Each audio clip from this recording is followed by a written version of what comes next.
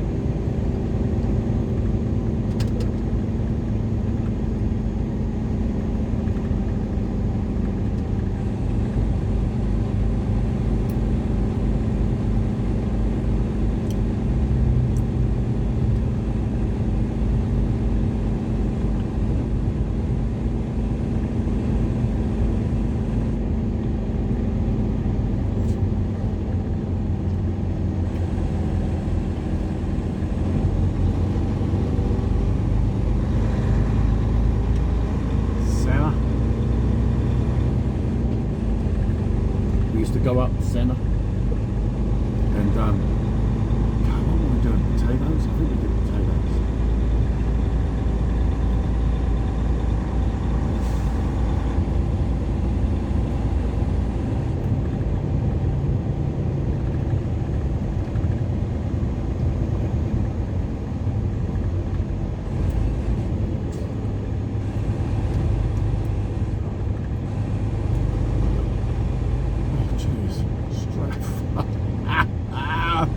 Oh, jeez.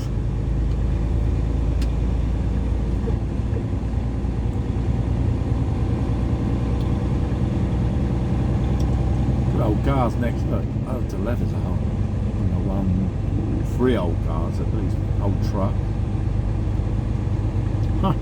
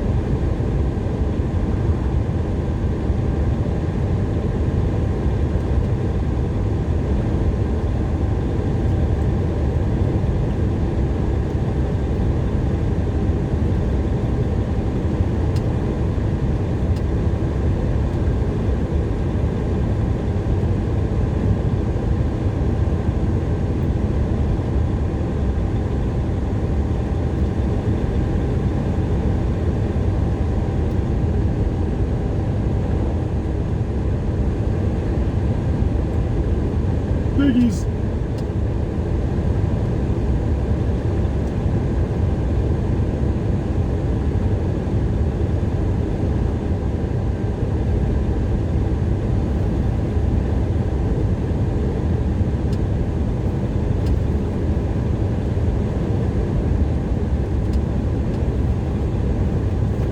years.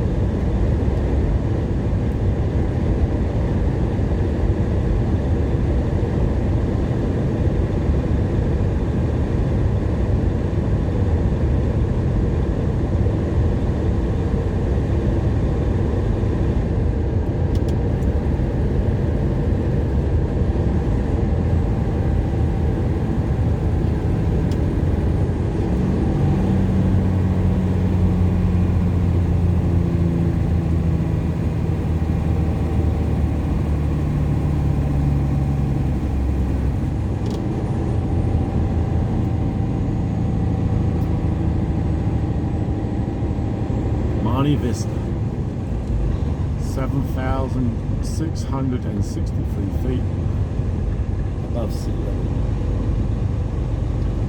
Man, did I ever feel it when I first came over. That was a long way above sea level. And that really hurt the lungs. I thought I was going to die at one stage. And then when it was explained to me, because I'd just given up smoking when I came over, so I'd been smoking for like 2 months or so before I came over. And then when I did come over, and that high altitude and that clean air hit me, it's like, oh. And when it was explained to me, like, oh, that's why I feel like I'm dying. But you get used to it. Once you get used to that altitude and you get used to it and everything else, it's actually not too bad at all. It's quite nice to see where you first started. Will I remember most of it? Probably not. But we remember driving around here though.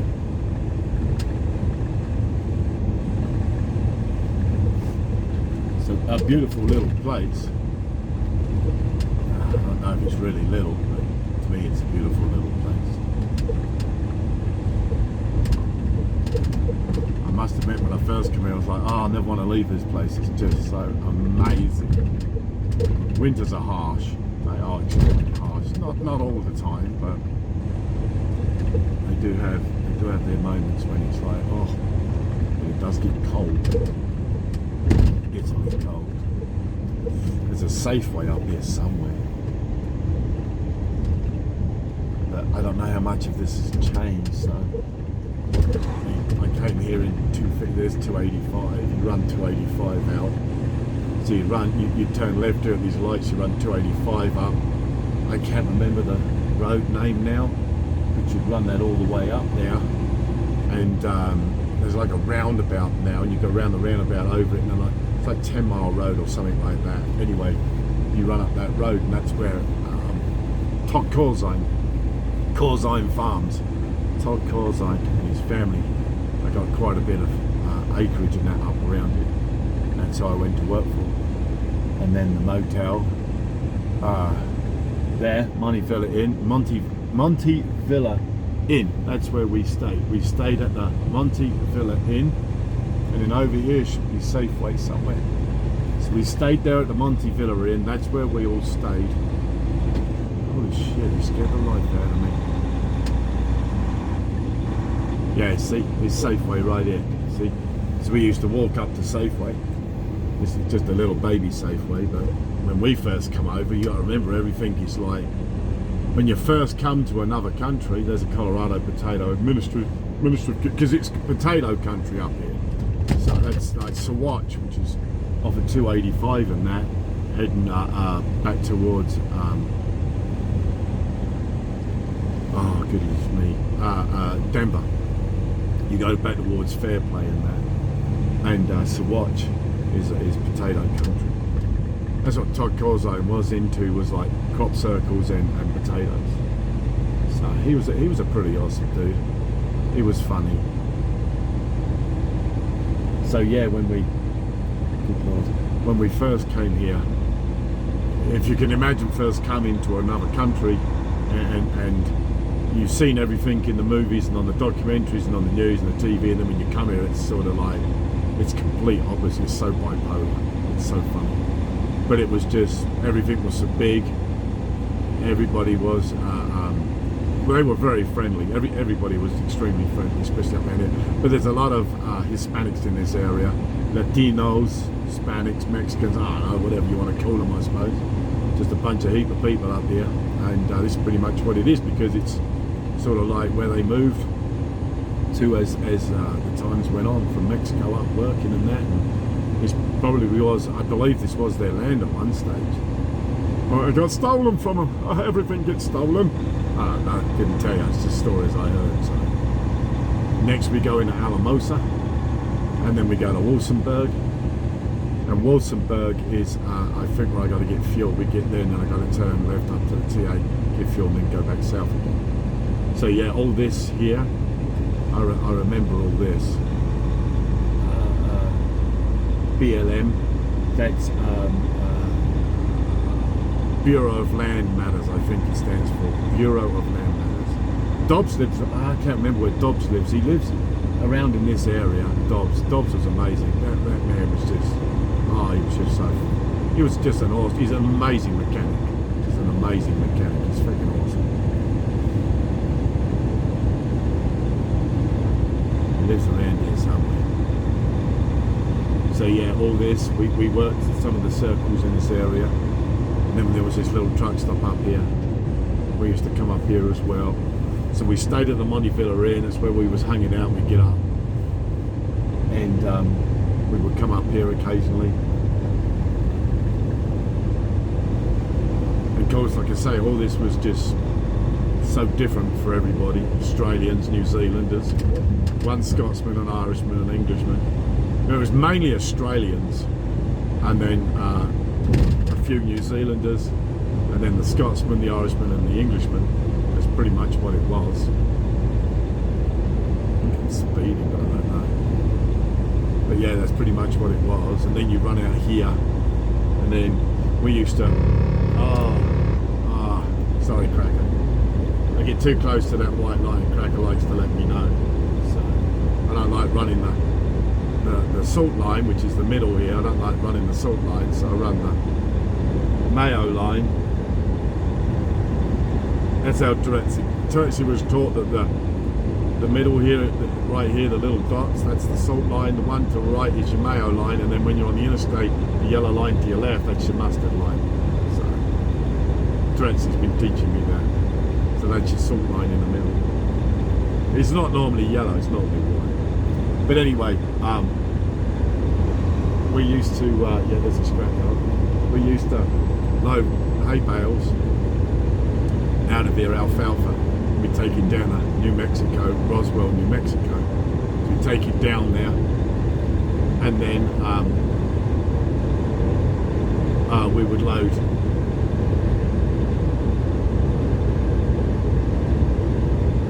mulch back.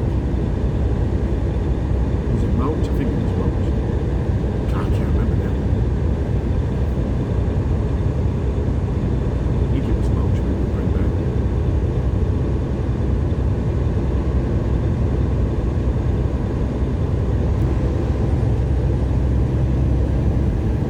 Like I say, next town will be Alamosa. So we would leave out like once we finished cutting and harvest was over, they done not so much harvest, but well, yeah, I suppose you could just call it that.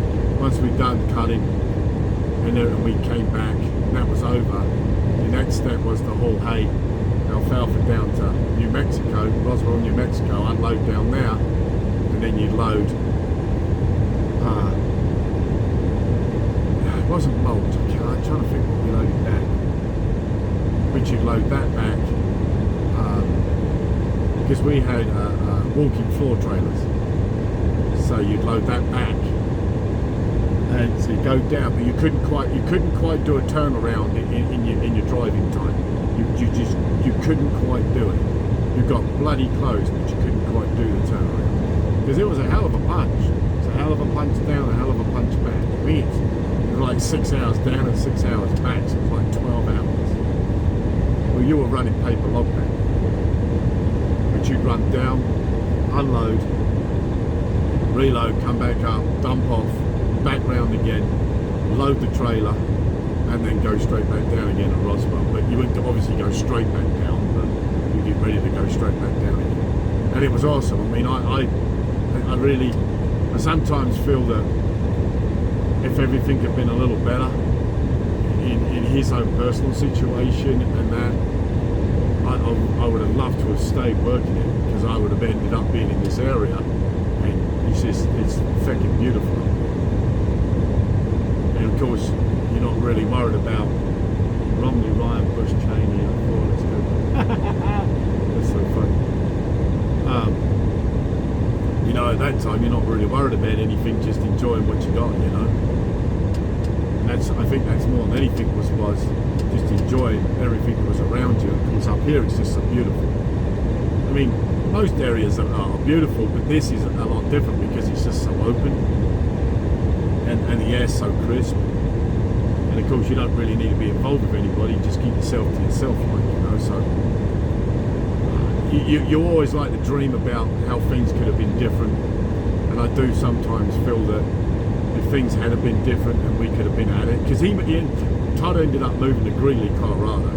So he moved out of Monte Vista, he went to Greeley, and I think he did that for his missus more than he did that for himself. And I think in some respects he may very well regret it that, like. And then it was his brother, I can't remember his brother's name, and then his dad passed a few years back. I sort of read up on a little bit of what went on. Because your memory trips, you go back looking at sort of stuff.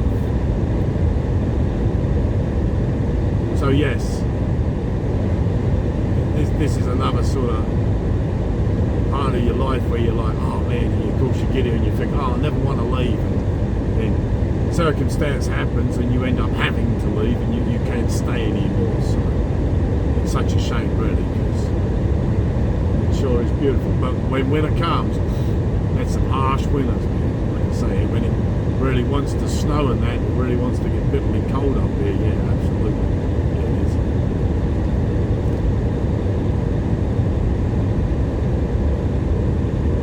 So that's my ramblings of me just memory tripping at the moment.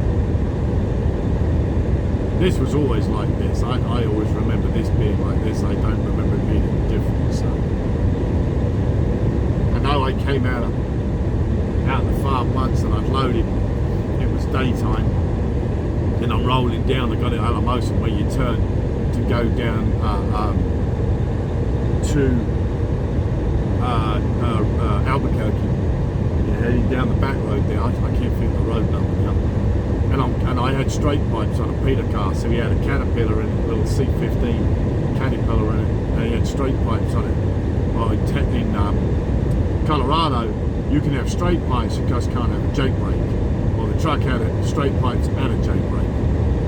They were only little 6-inch pipes, but they were still loud. And I turned and I'm going down, and they have a checkpoint down there near a roundabout as such. And as I was going down, the old boy was there waiting on me, and he pulled me in. He's like, I could hear you coming a few miles back up the road, so I waited on you.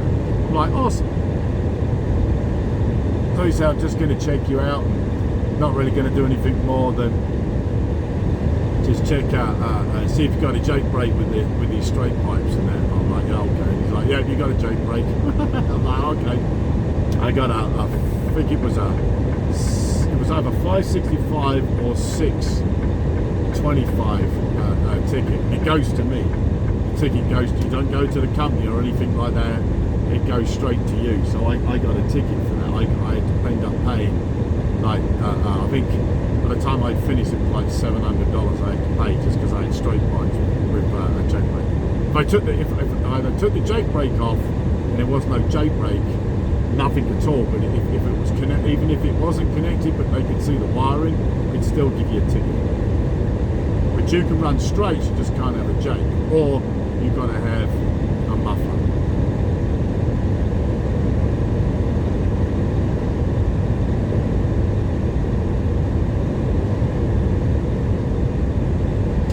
So that was exciting. And then there was another time I left out. It was so cold. I left out and I got down.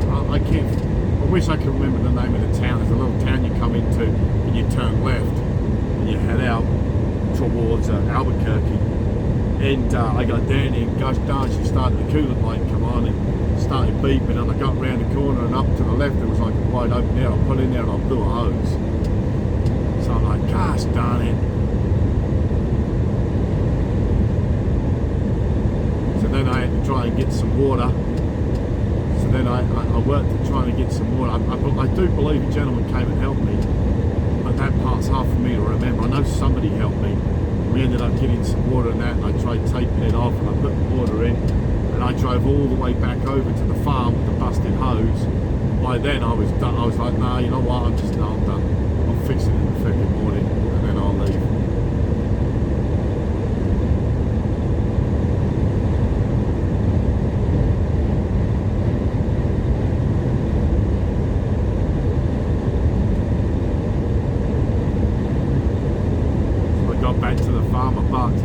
shop, and I think I dropped my trailer and put it in the shop so it was still warm. And like I said, I had to be careful because I couldn't be telling fibs. But oh no, I think I just parked it up outside, dropped it, and waited till the morning, and then filled it up with coolant, and flushed it out, filled it up with coolant, put the hose back on, and then carried on. The truck was a beast.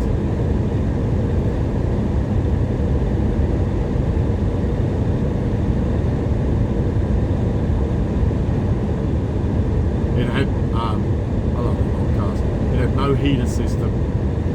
So Tom put in like this little heater cord down on the floor just to warm your feet up, because it had no heater system at all, like nothing. But the truck was just awesome.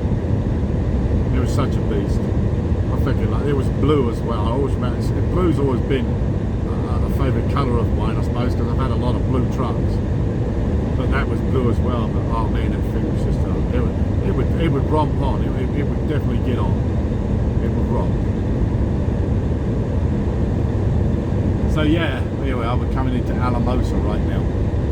So yeah, I would have if everything had worked out properly, I would have ended up being up here, and I'd have ended up being a Colorado boy for life. So that's what would have happened.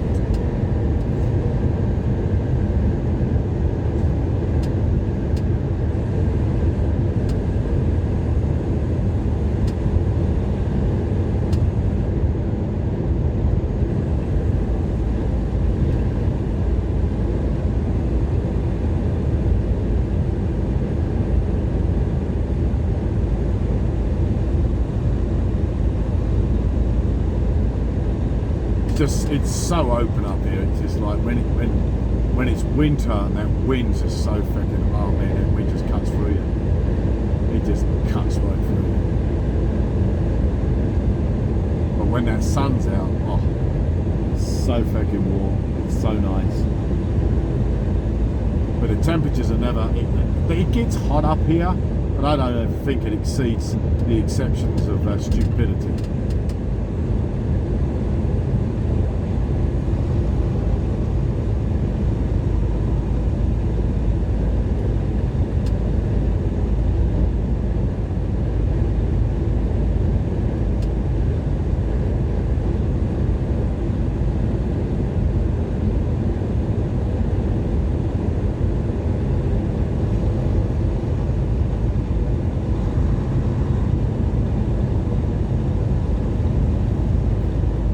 That's the movie theatre, cinema, the flea pit.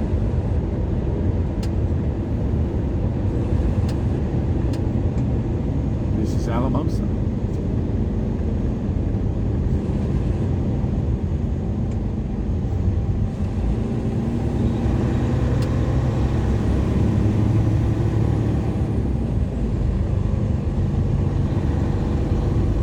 Walmart over there. It was funny when I first got to Monte Vista and saw Safeway, because we have Safeway in United Kingdom, and it was completely different. It was so different. It was so fun.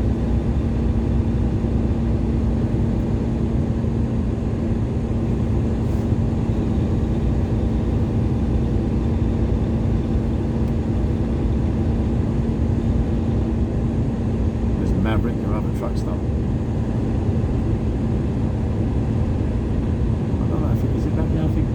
Yeah, that's right. Diesel's round the back.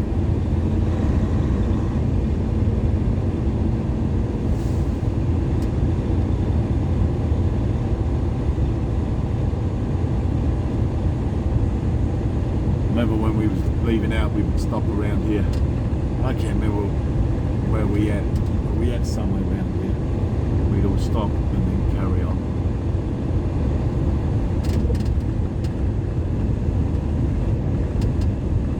Say it was all new to us, so all the food tasted different.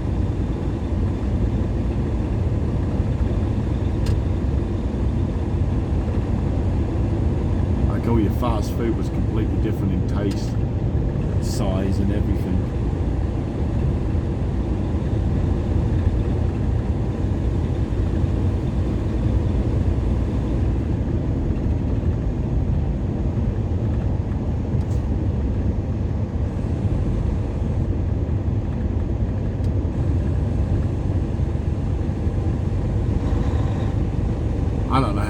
changed over the years. Colorado's changed so much over the years.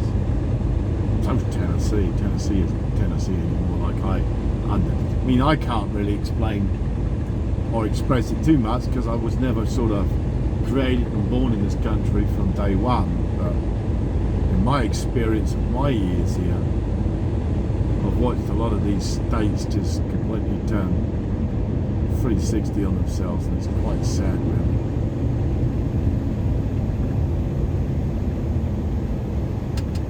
Trinidad.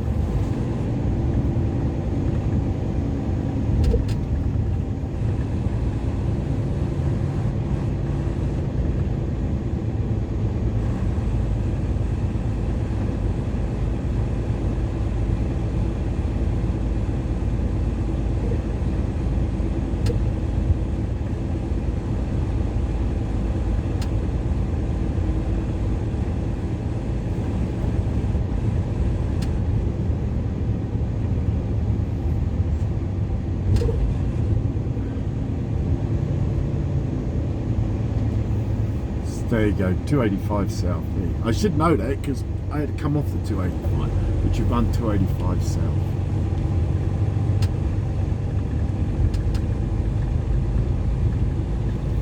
You run that down, it'll run you through down towards Albuquerque. Santa Fe, not Albuquerque. Gosh darn it. It'll run you down to Santa Fe. So it'll run you down to Santa Fe, and then Santa Fe, you'd end up coming back on yourself and then picking up, I think still 285, and you'd run that down all the way into Roswell. It was like I said, it was a hell of a journey, man.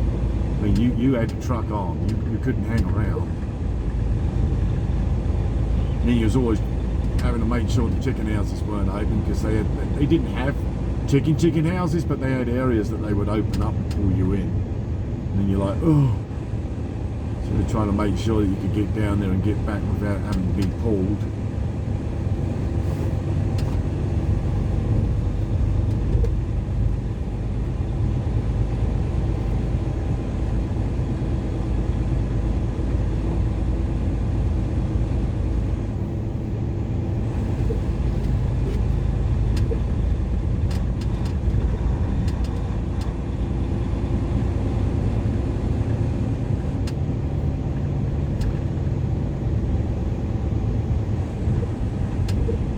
Because all we're doing is running the 160 straight out.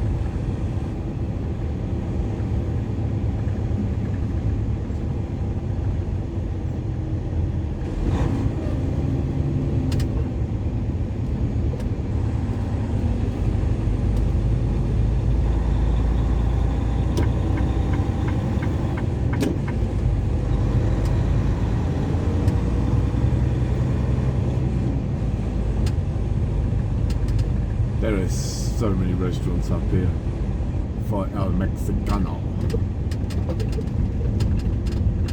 And I'd never really eaten that sort of food before, so it took me a long time before I even did get to eat it. Oh, it's gonna fucking hurt. Oh, that's so close.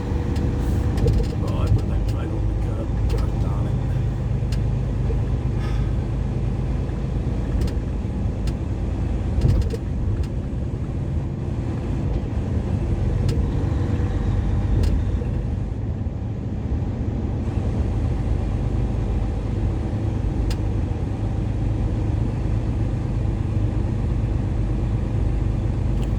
In this Salida, Buena Vista.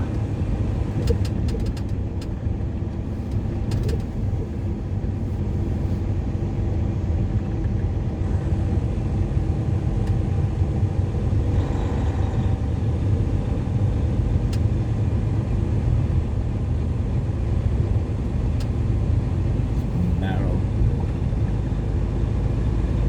Oh, sorry, I was just looking out the window. Don't matter, I just said Sparrow because it's the New York pizza people.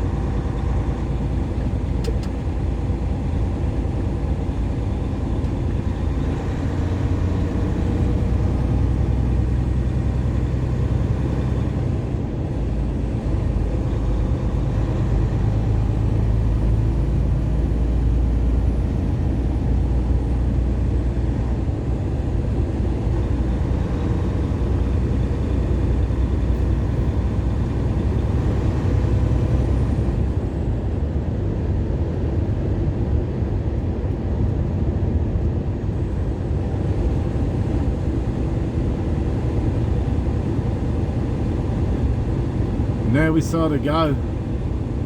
It's nice to be back up here. It's nice to see it. Nice to know where you started from.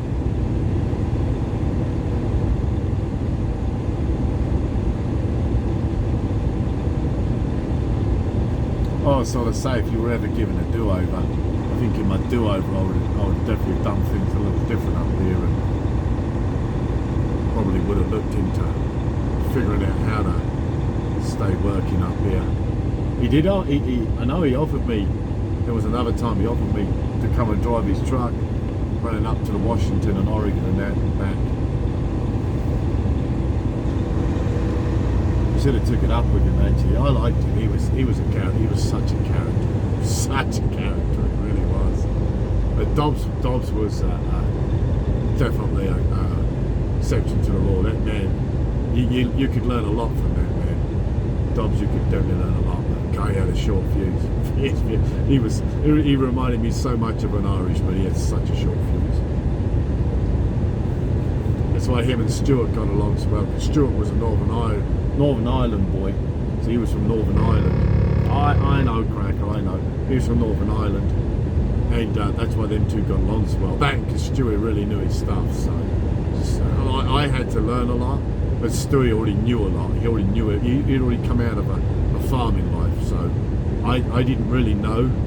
I knew bits of it, but I didn't know all of it. So the little bits wasn't enough, but Stewie knew everything, and that was a good relationship they built up.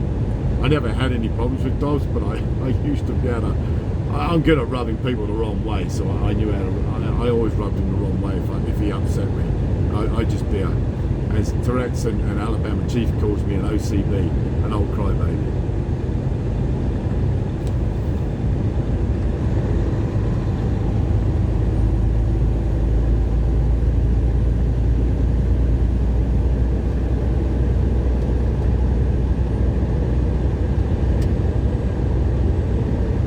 That's it, we get out of here. Now we travel across the top of the desert. That's pretty much what it is.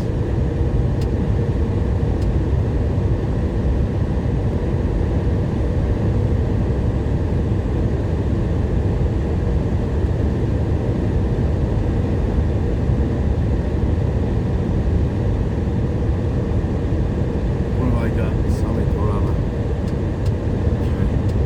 I'm going to go over there and get fuel and carry on. I told them I'll be there at midday, so I'm still on schedule.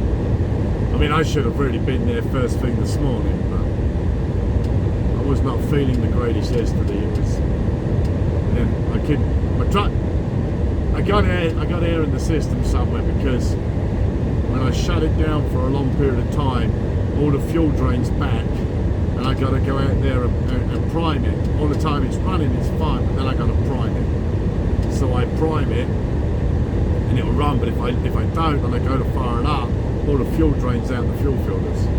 So I think I got air in the system somewhere, because she don't run 100% right anyway. She has issues, but it's impossible to find anybody now who knows. As far as I'm concerned, it's impossible to find anybody now who knows how to diagnose and fix it the very first time. Because that's how I ended up losing 677. I didn't lose 677 because I was my inabilities to know what to look for. I lost it because I couldn't get anybody to understand how to fix it right the first time. That was very upsetting for me, because that was an exceptional truck. And then when I ended up losing that truck by having to sell it and putting myself in a corner that I couldn't get out of, that was even more upsetting. And that's always going to bother me. It's always going to play on my mind because it was upsetting.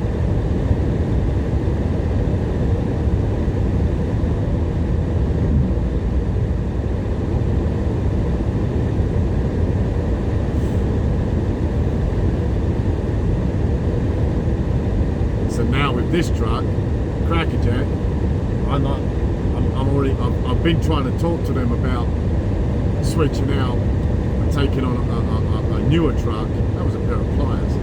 Taking on a newer truck which they sort of were like, well, that's what we want you to do in the first place. I'm like, yeah, but the very first new truck you gave me was a bad truck. That was a lemon.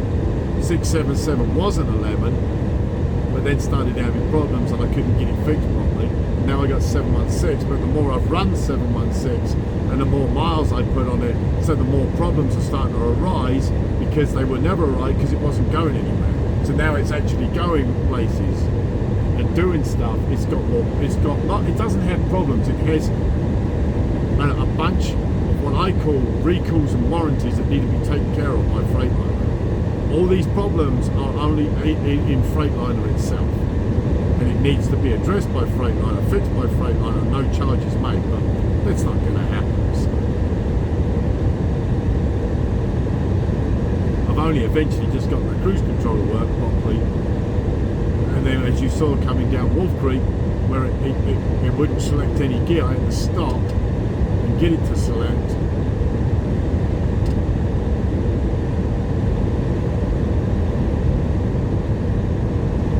All them problems should be dealt with at Freightliner, and I don't really feel that I choose to have to pay for all that if it's not my so-called, if I didn't create the problem, if it was already created, it needs to be addressed.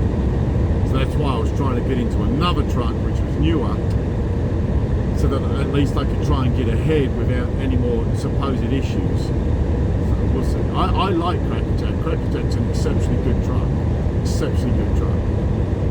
But I got to get all the issues fixed on it, and I don't want to keep spending money when I don't believe I should be spending money. And sort of the backup that you have is not there. You don't have anybody to come in and hold you up and stand with you and say, okay, look, we can do this together. You don't have that. That's not here. You got to fight for yourself, which is fine if you was an owner operator, but technically you're not. So I'm not really, I haven't, look, I was buying Blue 2, but this one I'm not, I'm just leasing it. And I might be better off just leasing for now anyway, until I clear all my other problems up.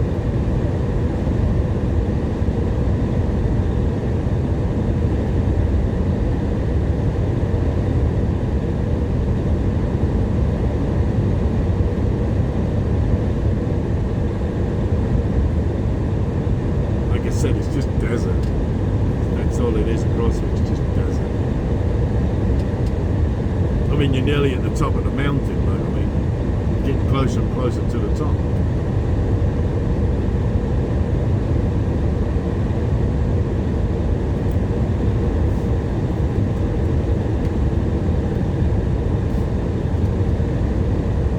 I don't know how cheap land is up here. I don't know if it's exceptionally cheap or not. I'm not sure.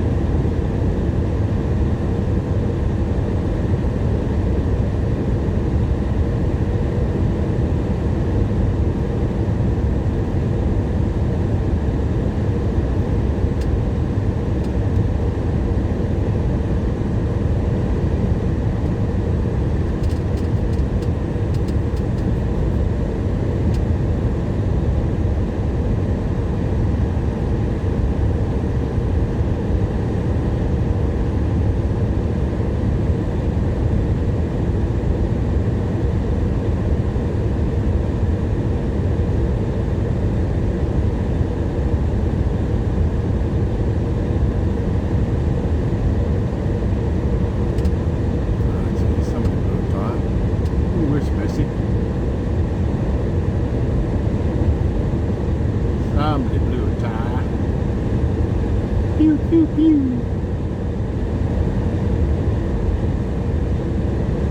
Mr. Colorado man. Got ties everywhere, Mr. Colorado man.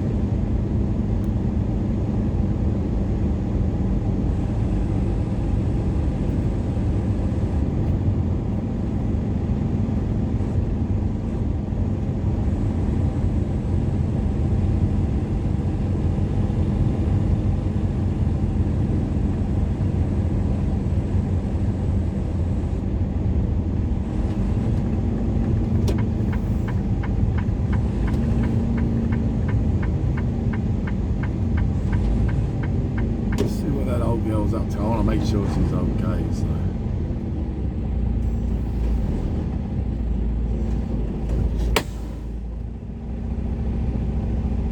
So I'll call her real quick and make sure she's got stuff stitchminated. I'll start recording once I get out of it. Let me see what she's up to. Okay, I'll talk to you in a minute.